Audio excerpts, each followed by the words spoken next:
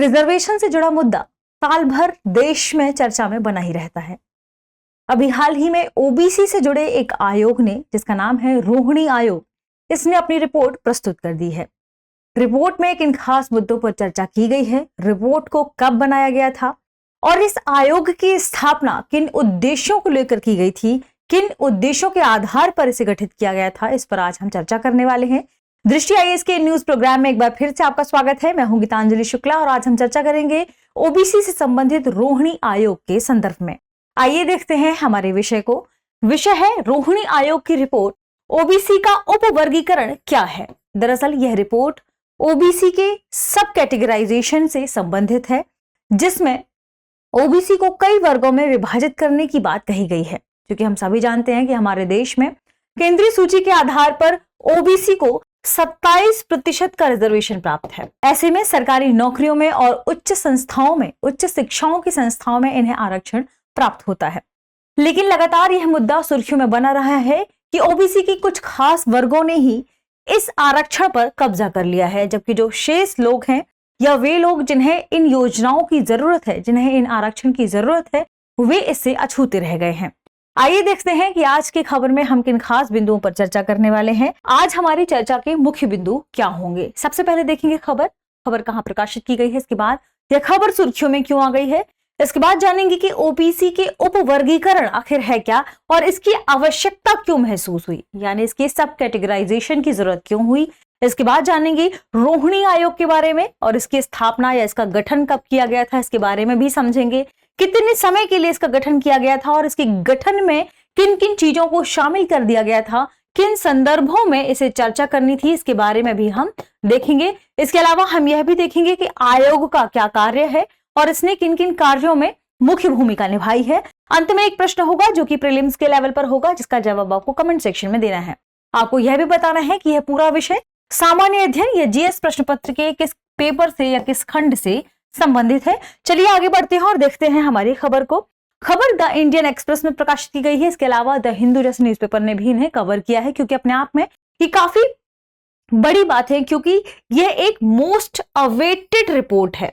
OBC के संदर्भ में कुछ सालों पहले इस आयोग का गठन किया गया था और इस आयोग ने अभी रिपोर्ट प्रस्तुत की है, इस वजह से यह खबर सुर्खियों में आ गई है। खबर क्या है? खबर है Rohini panel submits long awaited report, what is सब कैटेगराइजेशन ऑफ ओबीसी, यानी ओबीसी का, अदर बैकवर्ड क्लासेस का सब कैटेगराइजेशन क्या है, इस पर आज हम जानेंगे, इसके बारे में हम चर्चा करेंगे। सबसे पहले यह खबर सुर्खियों में क्यों आ गई है, तो अभी हमने चर्चा भी की कि अन्य पिछड़ा वर्ग यानी ओबीसी के उपवर्गीकरण की जांच के लिए रोहिणी आयोग का गठन किया गया था और रोहिणी आयोग ने अपनी रिपोर्ट अभी हाल ही में राष्ट्रपति द्रौपदी मुर्मू को सौंप दी है। हालांकि रिपोर्ट की मुख्य बातें क्या है या इस रिपोर्ट में कौन कौन सी चीजें शामिल की गई हैं, यह अभी पब्लिक डोमेन में नहीं आया है, लेकिन किन आधारों पर इस आयोग का गठन किया गया था यह मुख्य बात है और हमें जानना होगा कि किन संदर्भों या किन शर्तों को लेकर आयोग का गठन किया गया था और किन चीजों की जांच के लिए आयोग का गठन किया गया था, यह हम आज जानेंगे। बात करें आयोग की, तो आयोग की अध्यक्षता दिल्ली हाईकोर्ट के सेवानिवृत्त मुख्य न्यायाधीश न्यायमूर्ति जी रोहिणी की अध्यक्षता में 4 सदस्यीय आयोग का गठन किया गया था। इस आयोग की गठन की बात करें तो यह 2 अक्टूबर 2017 को गठित किया गया था, जिसमें कहा गया था, यानी इसका मुख्य उद्देश्य क्या था आयोग के गठन का, तो इसका मुख्य उद्देश्य था ओबीसी आरक्षण का लाभ कुछ चुनिंदा वर्गों तक ही पहुंच रहा है, कुछ चुनिंदा वर्ग द्वारा ही इसका लाभ उठाया जा रहा है, तो इससे जुड़ी जो भी विसंगतियां हैं इसमें सुधार के लिए कौन से कदम उठाए जाने चाहिए और इन विसंगतियों की जांच के लिए ही इस आयोग का गठन किया गया था, इसे आप ध्यान रखेगा। इसके अलावा अन्य पिछड़ा वर्ग के उपवर्गीकरण की जांच के लिए इस आयोग का गठन किया गया था कि जो सब कैटेगराइजेशन है, यदि हम सब कैटेगराइजेशन करते हैं तो किन आधारों पर यहाँ पर आरक्षण प्रदान किए जाने चाहिए और क्या यह वर्गीकरण ठीक है या नहीं। आइए जानते हैं कि आखिर ओबीसी के उपवर्गीकरण की आवश्यकता क्यों पड़ी, आवश्यकता क्यों महसूस हुई। देखिए, ओबीसी को केंद्र सरकार की नौकरियों और शैक्षणिक संस्थाओं में प्रवेश के लिए 27% का आरक्षण प्राप्त है, जो अपने आप में बड़ी बात है। यदि आप जाति के बारे में बात करें तो यहाँ पर यह आरक्षण अपने आप में एक बड़ी संख्या को दर्शाता है। देखिए, ओबीसी की केंद्रीय सूची में लगभग 2600 से अधिक प्रविष्टियां हैं। इतनी जातियों के बारे में चर्चा की गई है। इनमें कुछ जातियों ने कोटा के तहत उपलब्ध लाभों के बड़े हिस्से पर कब्जा कर लिया गया। यह मुख्य बात है। दरअसल ऐसा देखा जा रहा है कि जो भी प्रविष्टियां मौजूद हैं हमारे पास ओबीसी से संबंधित, उसमें एक खास जाति या कहीं कुछ खास जाति के समुदायों का प्रभुत्व हो गया है। जो भी हमारी सरकार की योजनाएं हैं या शैक्षणिक संस्थाओं में जो लाभ प्रदान किया जा रहा है आरक्षण का, कुछ खास वर्गों के द्वारा, एक प्रभुत्वशाली वर्ग के द्वारा ही इस पर क्या कर लिया गया है, कब्जा कर लिया गया है। लेकिन जिन्हें वास्तव में जरूरत है इस आरक्षण की, इन योजनाओं के लाभ की, वे पीछे रह गए हैं। ऐसे में इनसे जुड़ी विसंगतियों की जांच के लिए ही इस आयोग का गठन किया गया है। इस आयोग के गठन के पीछे जो तर्क बताया जा रहा है उसमें कहा गया है कि आरक्षण के लाभों का समान वितरण सुनिश्चित हो सके, इसलिए इस आयोग का गठन किया गया है ताकि जांच आदि हो सके और ओबीसी के उपवर्गीकरण की आवश्यकता पर क्या क्या चीजें हो सकती हैं, क्या तर्क हो सकते हैं, इसलिए इस आयोग का गठन किया गया है। बात करें इससे जुड़ी आयोग के संदर्भ में ही कुछ खास तथ्यों की, तो अगस्त 2020 में सुप्रीम कोर्ट की 5 न्यायाधीशों की संविधान पीठ ने उपवर्गीकरण बहस में हस्तक्षेप किया था और इसने कहा था कि किसी जाति को अनुसूचित जाति के रूप में शामिल करने या बहिष्कृत करने की शक्ति केवल राष्ट्रपति के पास है। हालांकि कई बार यह मुद्दा चर्चा में बना रहता है, जिसमें कहा जाता है क्योंकि राज्य सरकार भी अपनी स्टेट में कहती है कि हम ओबीसी से संबंधित जातिगत जनगणना करेंगे या किसी खास जाति से संबंधित जनगणना करेंगे, या जातिगत जनगणना की बात अलग अलग राज्यों में चर्चा में बनी रहती है। ऐसा भी कहा जाता है कि सब कैटेगराइजेशन तो कर सकता है राज्य, लेकिन यह नहीं तय कर सकता कि कौन सी जाति इसके अंतर्गत शामिल होगी या कौन सी जाति इसके अंतर्गत शामिल नहीं होगी। हालांकि लगातार यह मुद्दा सुर्खियों में बना रहता है। मुख्य बात है कि आज के सेशन में हमें क्या जानना है। इसके अलावा सुप्रीम कोर्ट ने कुछ और तथ्यों की ओर भी ध्यान आकृष्ट किया। इन्होंने कहा कि जो ईवी चेन्नैया मामला था, जो कि अपने आप में एक महत्वपूर्ण मामला है, आंध्र प्रदेश से जुड़ा हुआ मामला है, इसमें एससी और एसटी के लिए कोटा के भीतर कोई विशेष उप कोटा पेश नहीं किया जा सकता, यह फैसला निकलकर सामने आया था। लेकिन इससे भी जुड़े मामले को सुप्रीम कोर्ट ने बाद में कहा कि इस पर भी चर्चा किए जाने की जरूरत है। लेकिन यह बात सुप्रीम कोर्ट ने कब कहा? सुप्रीम कोर्ट ने यह बात कही जब सुप्रीम कोर्ट अपने 2020 के एक फैसले के लिए चर्चा में रहा है। सुप्रीम कोर्ट उस समय पंजाब राज्य बनाम दविंदर सिंह मामले की सुनवाई कर रहा था और इसी के संदर्भ में उसने कहा था कि चेन्नैया मामले को एक बड़ी बेंच के पास भेजने का फैसला लिया जाना चाहिए।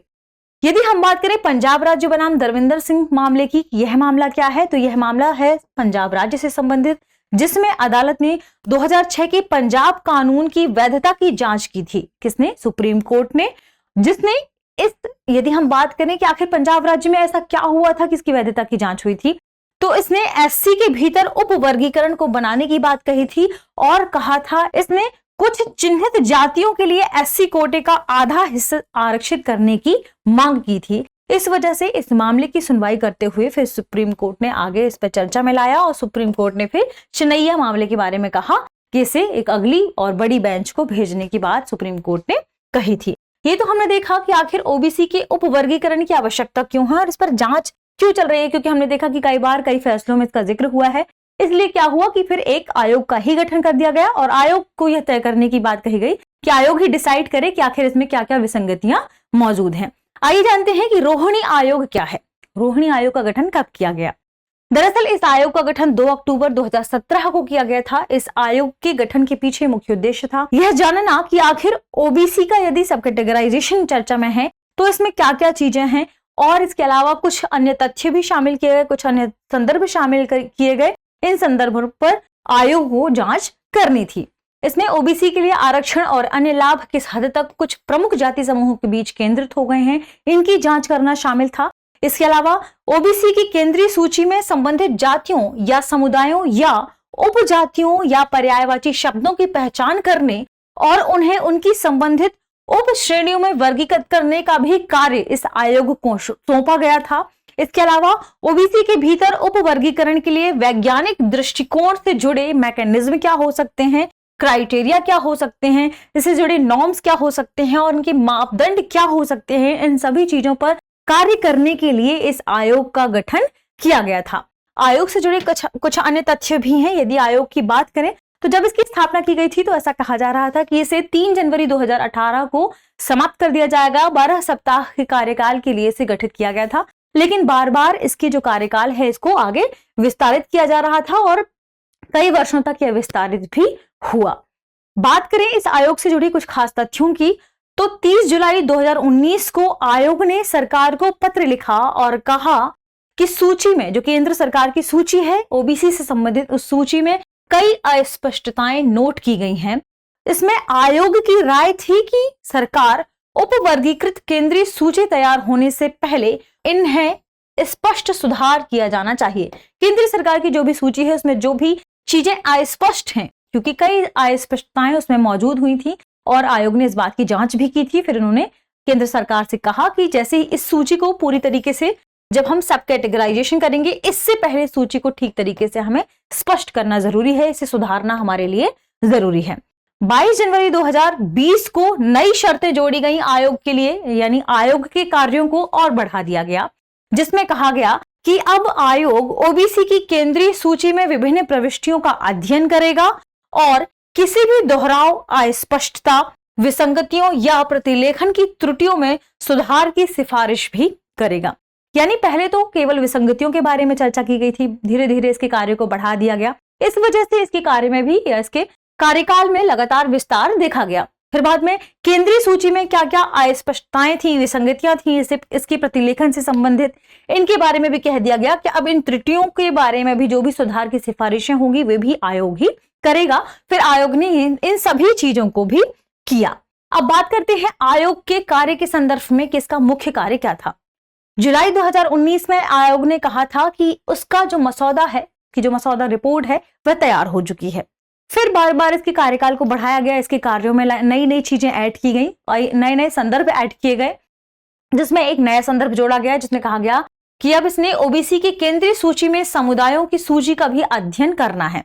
फिर जो आयोग है उसने ओबीसी की केंद्रीय सूची में जो भी समुदाय हैं अब उनका अध्ययन करना शुरू कर दिया। इसी क्रम में आयोग ने सरकार से भी कुछ चीजें मांगी, यानी जब आयोग ने नौकरियों में प्रतिनिधित्व की तुलना करने के लिए विभिन्न समुदायों की आबादी पर डेटा की अनुपस्थिति पर ध्यान दिया कि यदि हम तुलना कर रहे हैं कि कहां किन किन क्षेत्रों में किन किन कैटेगरी के लोगों को नौकरियां मिली हैं, तो इसके लिए हमारे पास स्पष्ट डेटा होना चाहिए, किस समुदाय को कहां किस प्रकार की नौकरी प्रोवाइड कराई गई है आरक्षण के लिहाज से, इसका पूरा डेटा आखिर आयोग के पास होना चाहिए, तभी एक स्पष्ट या क्लैरिफाई वाली रिपोर्ट मिल पाएगी। इसमें इसने विभिन्न ओबीसी की आबादी का अनुमान लगाने के लिए अखिल भारतीय सर्वेक्षण के लिए बजटीय प्रावधान की मांग की और कहा कि हमारे पास इसका स्पष्ट डेटा होना चाहिए, तभी ये रिपोर्ट ठीक तरीके से बन पाएगी। लेकिन चूंकि भारत सरकार ने कई बार कहा है कि वह जनगणना करती रहेगी, जनगणना 2021 में ओबीसी के लिए भी डेटा एकत्र करने की बात कही गई थी, लेकिन देखा गया कि कोविड महामारी आ गई, महामारी के कारण ये जनगणना में देरी हो गई। लेकिन बाद में कोई घोषणा नहीं की गई कि अगली जनगणना कब होगी, यानी हमारे पास या कहें आयोग के पास डेटा की कमी महसूस हुई और उनके पास स्पष्ट डेटा नहीं पहुंच पाया। 2018 में ही आयोग ने ओबीसी कोटा के तहत 1.3 लाख सरकारी नौकरियों और केंद्रीय उच्च शिक्षा संस्थाओं जैसे IIM, IITs, इन सभी में ओबीसी प्रवेश के आंकड़ों का विश्लेषण किया। जो भी आंकड़े प्रोवाइड कराए गए या प्राप्त हुए आयोग के, उसी आधार पर आयोग ने 1.3 लाख सरकारी नौकरियों और केंद्रीय उच्च शिक्षा संस्थाओं में ओबीसी प्रवेश के आंकड़ों का विश्लेषण किया और उसने पाया कि सभी नौकरियों और शिक्षा सीटों में से 97% सीटें ओबीसी जातियों के 25% के पास हैं, जो अपने आप में बड़ी बात है। यानी आप समझिए कि यदि इस पूरे डेटा में इतने लोगों में यह आंकड़ा देखा गया या निकलकर सामने आया, तो आप सोचिए कि 97% सीटों पर ओबीसी के मात्र 25% लोगों का या समुदायों का ही प्रभुत्व है, जो कि अपने आप में बड़ी बात निकलकर सामने आती है। शेष 75% कहां है, इनके लिए कहां आरक्षण है, इनके बारे में कोई डेटा इन्हें प्राप्त नहीं होता है। इसी के संदर्भ में उन्होंने आगे भी कुछ बातें कही हैं, जिसमें कहा गया कि इसमें से 24.95 नौकरियां और सीटें सिर्फ 10 ओबीसी समुदायों के पास है। यानी जो हमने अभी पिछले 97% की बात कही थी, इन 97% में भी 24.95 नौकरियां या सीटें केवल 10 ओबीसी समुदायों के पास है। खासकर 10 ओबीसी समुदाय के बारे में इसमें चर्चा की गई है।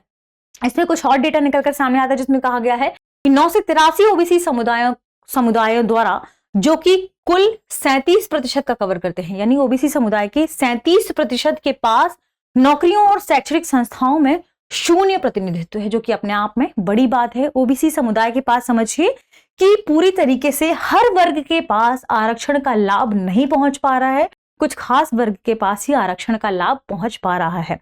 इसके अलावा इस रिपोर्ट में यह भी कहा गया कि 994 ओबीसी उपजातियों का भर्तियों और प्रवेशों में केवल 2.68% ही प्रतिनिधित्व निकलकर सामने आता है।